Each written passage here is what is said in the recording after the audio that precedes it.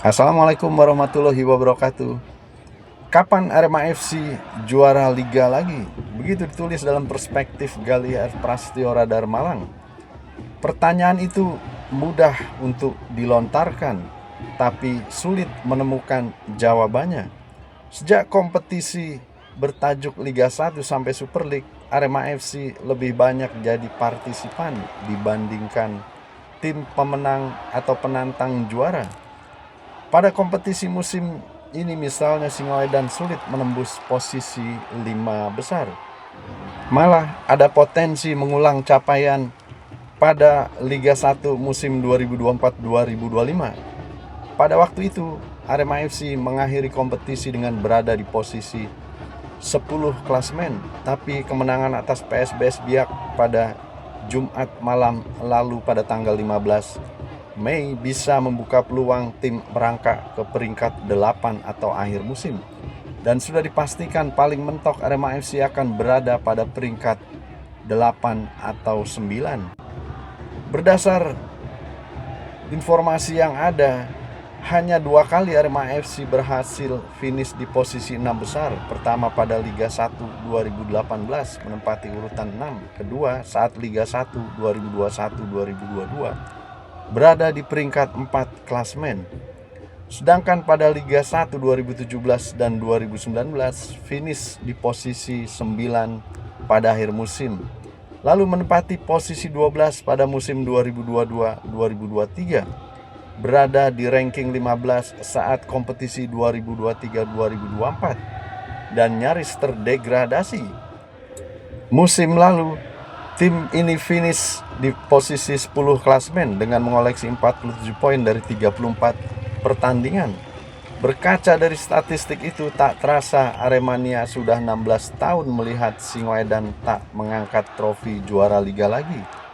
Jika dianalogikan anak yang lahir pada saat Arema terakhir kali juara Indonesia Super League ISL, kemungkinan sekarang sudah kuliah.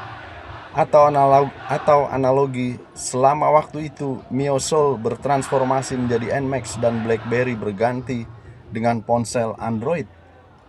Meski bukan klub Jawa Timur dengan puasa gelar Liga Kasta tertinggi paling lama, tapi situasi itu menjadi ironi, khususnya saat tim ini sulit bersaing di papan atas klasemen. Seperti diketahui, setiap musim pemain atau pelatih asing menyebut Arema FC salah satu tim besar di liga. Lalu beberapa kali mampu bersinar di turnamen, tapi tidak mampu untuk bersaing di papan atas kembali. Malang juga sering disebut sebagai wilayah yang mempunyai banyak pemain sepak bola bertalenta. Fasilitas penunjang untuk tim mengembangkan performa sejatinya juga tak terbatas. Mulai dari sport science sampai tempat untuk menempa diri. Lantas apa yang terjadi dengan Singoedan? Pertanyaan ini tentunya banyak jawabannya, banyak faktornya. Apalagi yang menjawab manajemen klub. Bisa saja akibat masih dalam proses bangkit dan membangun ulang setelah tragedi Kanjuruhan, atau sepanjang musim ini kerap menjalani laga tanpa full squad yang ada seperti diungkapkan oleh pelatih. Dan setiap pelatih selalu menyampaikan bahwa Arema FC tim besar dan tak pantas berada di posisi papan tengah. Seperti diketahui, bersama banyak pemain Arema FC mengalami cedera, ditambah penampilan beberapa nama tak sesuai ekspektasi. Akibatnya performa tim naik dan turun, berdampak pada hasil di lapangan.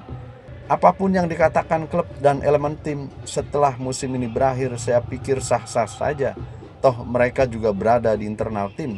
Ibarat kata adalah kru kapal yang mengarungi panjangnya samudera.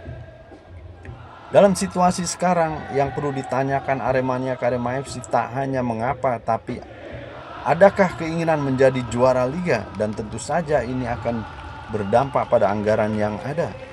Semisal jawabannya tidak, lantas seperti apa rencana ke depan? Apabila jawabannya ada target juara, maka mari ditanyakan bagaimana blueprint untuk mencapai itu. Harus dijelaskan. Saya meyakini tak ada yang instan di sepak bola. Bagaimana Liverpool, Manchester City, sampai Arsenal meraih prestasi di liga bukanlah kerja semalam. Ada rencana jangka panjang yang disiapkan dengan matang untuk mencapai titik yang dituju. Apabila Arema FC tak mempunyai langkah-langkah itu, tentunya akan sulit mengakhiri puasa juara Liga. Singoedan pernah membuktikannya dengan skuad yang katanya bertabur bintang pada musim 2022-2023. Terlepas dari adanya tragedi Kanjuruhan, saat itu performa tim pada awal musim belum benar-benar menjanjikan. Sedangkan musim ini, tim-tim yang mempunyai skuad bintang 5 tak semudah membalikan telapak tangan untuk jadi juara. Persaingan merebut gelar juara berjalan dengan alot hingga pertandingan atau laga terakhir. Selain itu, cara-cara Singoedan membangun tim yang berorientasi hanya untuk menuntaskan satu musim juga terus menemukan cerita minor setiap musim. Yang terjadi, klub terus bakar uang untuk pelatih dan pemain baru setiap musim, tapi mengulangi kisah serupa.